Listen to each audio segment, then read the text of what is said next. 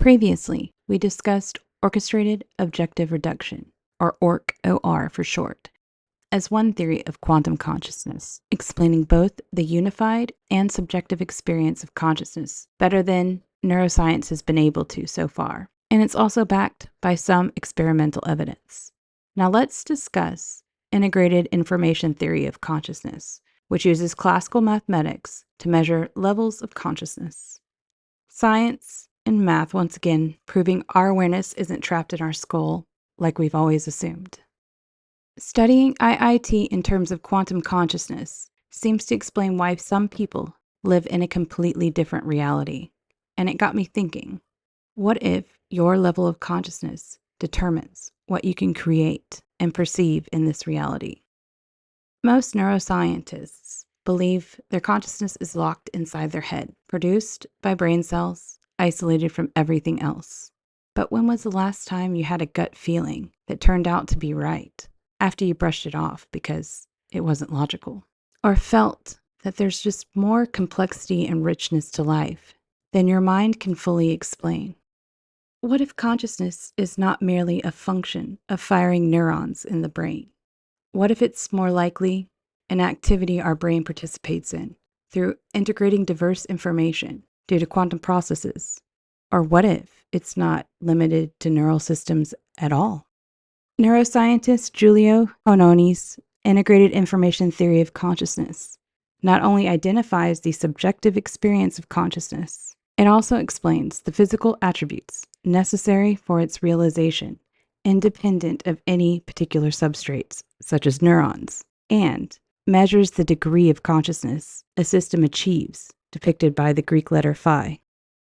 This could finally prove that we're not either conscious or unconscious as a dichotomy, but rather your state of being exists on a spectrum, which allows your awareness to expand far beyond your brain's limits. Think about moments of flow, trance, déjà vu, or sudden insight. You're not really thinking your way there.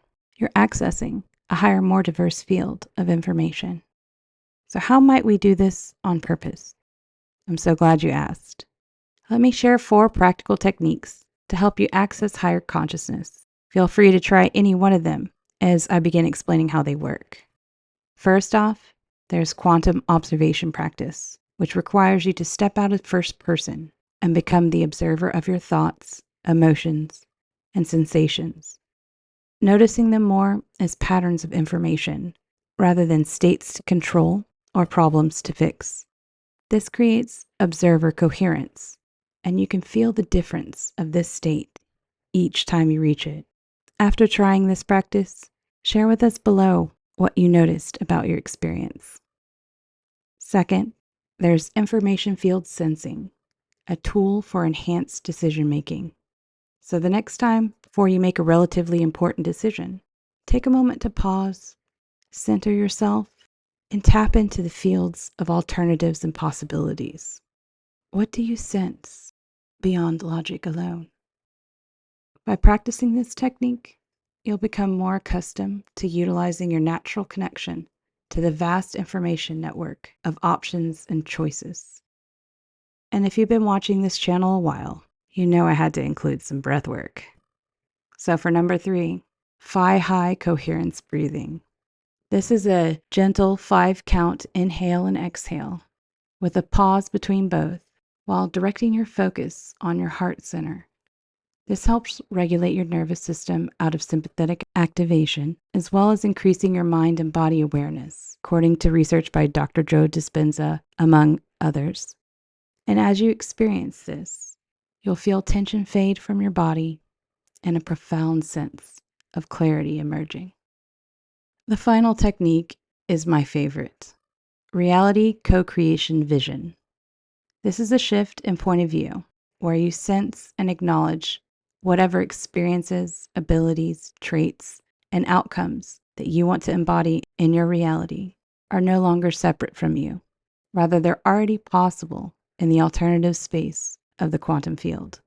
To practice this, you'll want to visualize yourself pulling that reality closer to you and into material realization through conscious observation of all the pieces falling into place right before you. You can carry this vision into your daily life and start counting up all of the synchronicities. Perhaps your rational mind might be resisting this. That's normal. We've all been conditioned to think consciousness is just neurons firing. Here's my secret. Resistance is just information. When you feel reluctant or skeptical about new ideas, that's part of the process that your mind goes through when integrating new patterns. Don't wrestle with it or fight. Just naturally flow through it. You don't have to believe for this to work. Consciousness, and particularly quantum activity, operates with or without your permission or observance. Because you're not a separate consciousness trapped in a biological candy shell. You're a unique expression of universal consciousness, able to access information and co-create reality in ways science is only now beginning to understand. When you realize this, you'll experience yourself as both individual and interconnected, personal and universal. Often, old school self-help fails because it tries to change the content of consciousness, ignoring the quantum processes of inspired ideas or the information field itself and all the possibilities. But when you work within integrated information fields, possibilities expand rapidly, and your consciousness becomes your direct line to the creative intelligence of the universe. I challenge you, pick one of these techniques and try it out for a few days. Notice how your reality shifts when you treat consciousness as a vast field you play in, not just brain activity. And if you're ready to go deeper, let us know and consider joining our community. Soon, I will break down the science of integrated information theory and how Orch OR could complement it in testable ways, as well as how to measure and expand your phi. Which technique are you most excited to try?